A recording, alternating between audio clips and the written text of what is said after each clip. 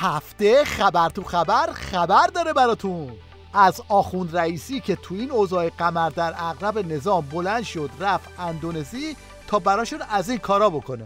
اعلام آقای رئیس جمهور و مسئولین عالی اندونزی بود به اینکه 12 بیمارستان مهم در کشور اندونزی مجهز بشه به تجهیزات پزشکی ساخت ایران، تجهیزاتی که همه اونها کار دانشمندان و نوآوری‌های جدید انجام شده. این غلطی که رئیسی کرد به قدری مفتضح بود که صدای جک و جونورای نظام توی استبل ولایت هم در اومد. در شرایطی که 4 شهرستان قصرقند، کنارک، دشتیاری و زراباد فاقد حتی 1 تخت بیمارستانی هستند، رئیس جمهور در اندونزی قول تجهیز 12 بیمارستان را میدهند. آقای رئیسی به کجا چنین شتابان؟ اول دردهای بیپایان مردم سیستان و بلوچستان را ببینید و بعداً به فکر مردم اندونزی باشید. اینطوری بود که بازم بادکنک آخوند رئیسی ترکید و 4 چرخش به هوا رفت.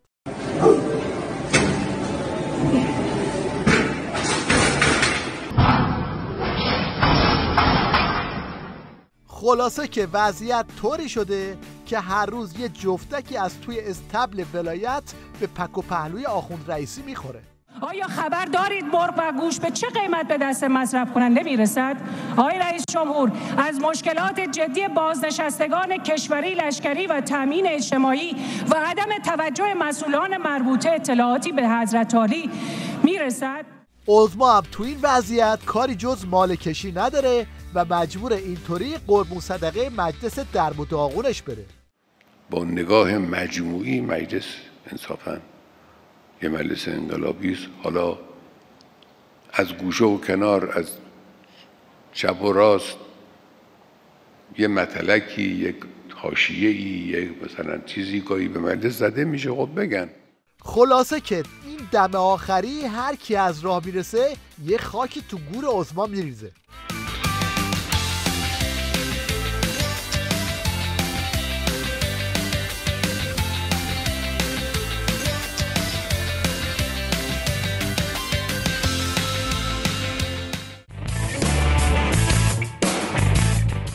این هم یکی از رأس‌های لاریجانیاست که از دزدی سگ و سیله‌های عظما توی استبل ولایت اینطوری دفاع میکنه.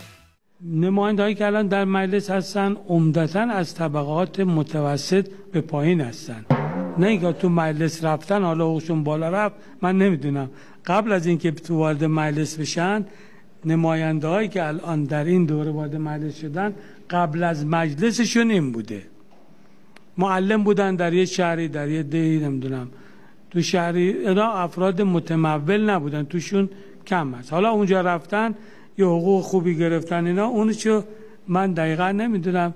صرف این که حقوق خوبی نگرفتن این علامت فساد نیست. اما این آخوند مفتخورم برای حل معضل بیکاری این نسخه ولایت پسند رو میپیشه. شما تو جنگ نظامی 36,000 شهید دانش آموز داشتیم. یعنی چی؟ یعنی 36,000 از شهدای ما سنشون بین 11 سال تا 17 سال بوده. 5,000 شهید ما سنشون زیر 15 سال بوده.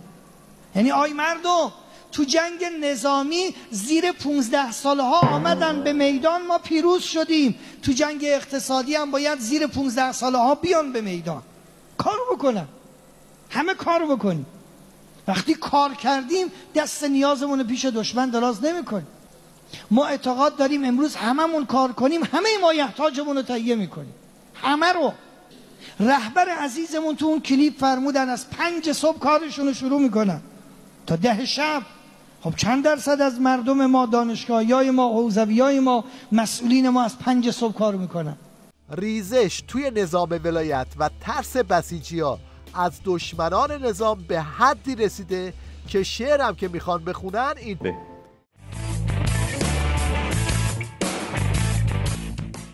مشنگستان این هفته رو با مقایسه 2 تا خودرو شروع میکنیم.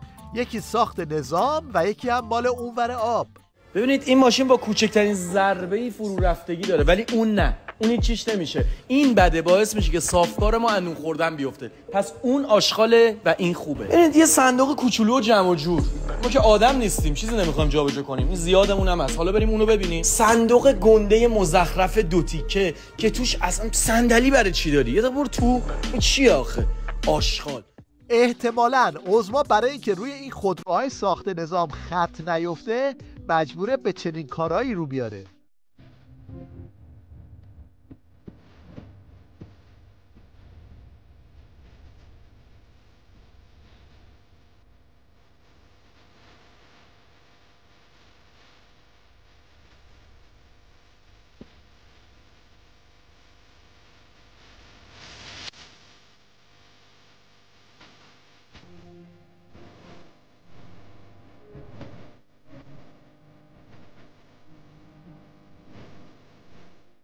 این هم جدیدترین آپشن خودروی ساخت نظام.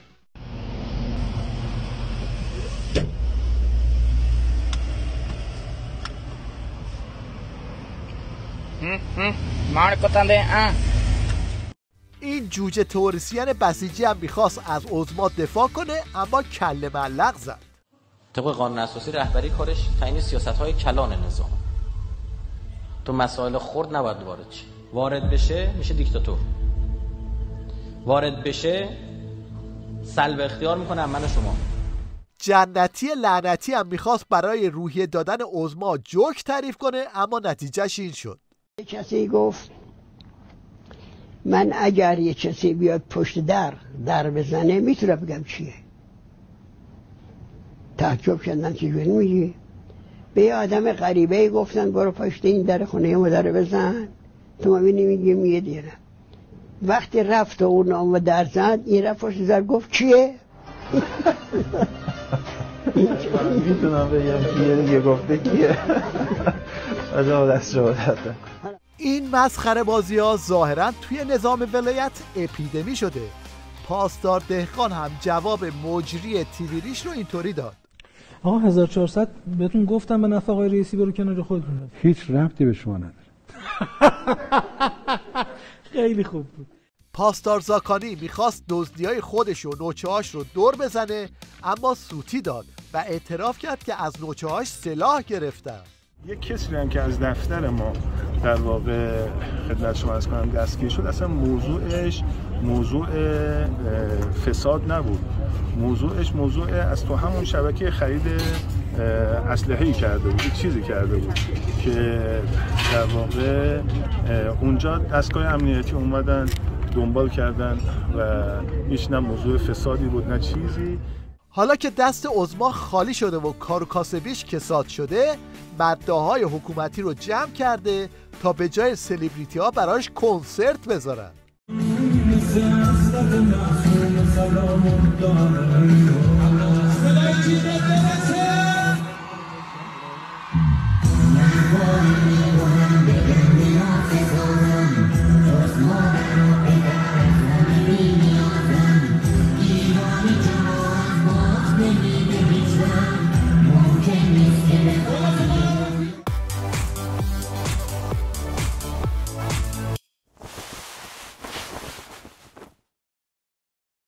در پایان توجه شما رو به هنرنمایی متفاوت این دو نوازنده جلب می‌کنیم که ترانه معروف بلاچا رو اینطوری می‌نوازند.